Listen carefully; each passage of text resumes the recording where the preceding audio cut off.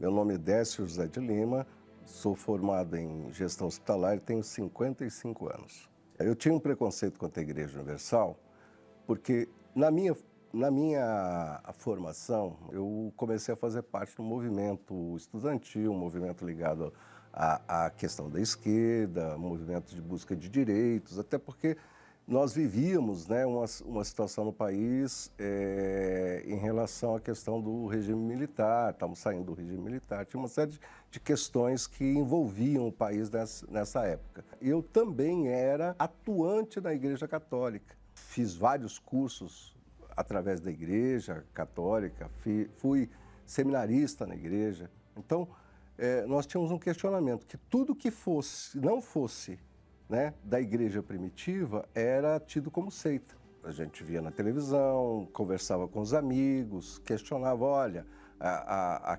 aquele pastor Macedo lá, né, ele está induzindo as pessoas, ele está fazendo lavagem cerebral nas pessoas. Será que as pessoas não tinham visão, não tinham conhecimento, não liam jornal, não assistiam televisão como a gente, né? Quer dizer, julgava superior aos outros porque via isso como algo que não era bom para a sociedade, né?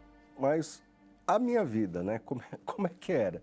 Porque para falar de alguém eu tenho também ter o outro lado. A minha realidade, né, era uma realidade de dificuldade. Por quê? Porque eu vim de uma família pobre, fui crescendo nessa situação, tive que trabalhar com 7 anos vendendo algodão doce para poder pagar os meus estudos. Então, a única coisa que a família centrava é que a gente tinha que estudar. Fui para a faculdade, depois saí da faculdade, fui para o seminário, né? Fui para o seminário católico, estudar filosofia, depois ia fazer teologia. Mesmo assim, as coisas não andavam, não era feliz, não tinha felicidade, não tinha uma razão. Estava sempre buscando algo diferente, né? E na militância política a gente encontrou algumas coisas, mas encontrou bebida, encontrou orgia, né?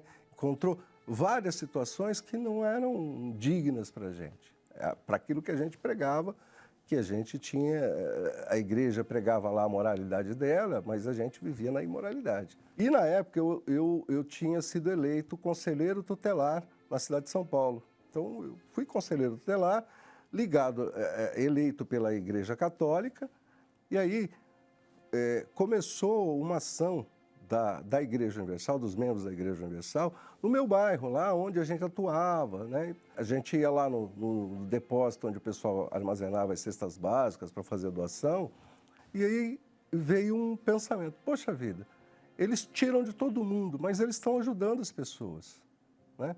Então ficava aquela dualidade. Como é que é? Se os caras tiram, né? e dão, se eles estavam ajudando as famílias que precisavam, então não estavam fazendo mal, estavam fazendo bem. Então aí foi nesse momento que eu tinha um preconceito muito grande, mas que começou a ser quebrado a partir daí, né?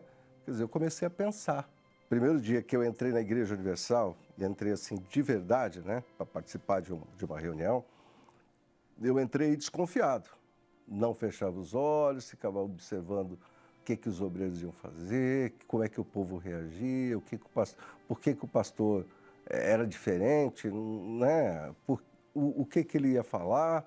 Então, eu ficava observando tudo. Me deu um paz, né? Nesse dia eu senti uma diferença. Não sabia o que era, mas estava diferente. Aí eu falei, eu vou ficar aqui, né? Tá falando de Deus, vou ficar aqui escondido, né? Então, eu vim para a Igreja Universal e fiquei na Igreja Universal durante um tempo escondido.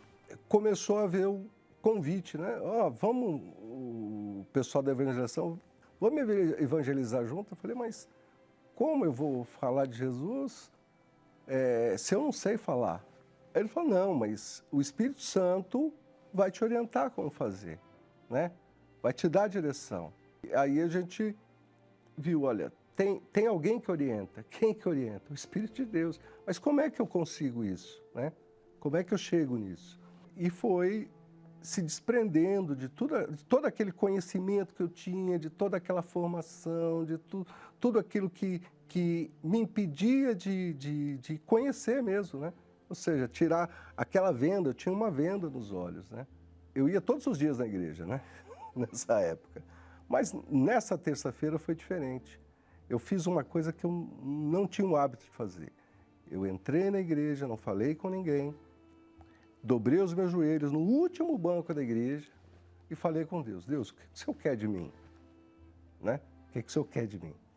E eu lembro que nesse dia que eu recebi o Espírito Santo, né, foi um dia que eu joguei tudo que eu tinha, porque assim, a maior dificuldade era eu me humilhar, eu me dobrar. E nesse dia eu me dobrei.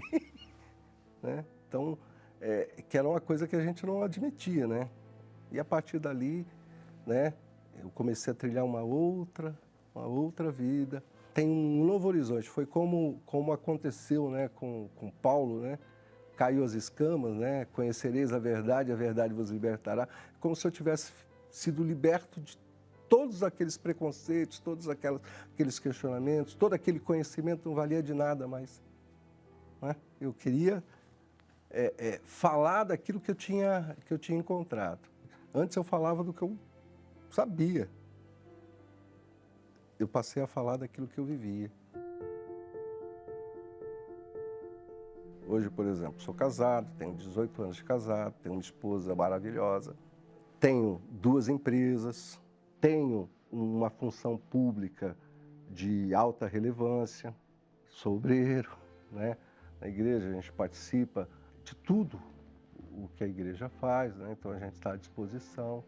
Refletindo um pouco sobre de quando eu cheguei para cá, eu pediria perdão ao bispo, né?